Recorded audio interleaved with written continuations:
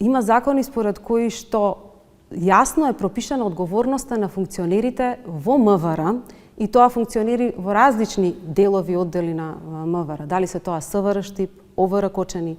Бирото за јавна безбедност, самото Министерство за внатрешни работи, кои што морале да постапуваат на вечерта кога се случила таа најголема и најстрашна трагедија од осамостојувањето до денес, а за кои што гледаме дека се исклучени и се уште се исклучени од истрагата, доколку тие постапеле соодветно на законските одредби, ќе имало присуство и на противпожарна бригада, ќе имало присуство и на брза помош, и доколку тие постапеле согласно, значи зборуваме за началниците и за функционерите во различните структури на Министерството за внатрешни работи, актуелни на денот кога се случила несреќата. Доколку тие постапувале согласно законските одредби,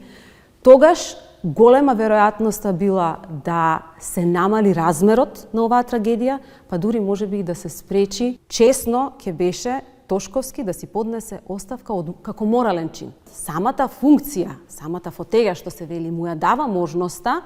да врши влијанија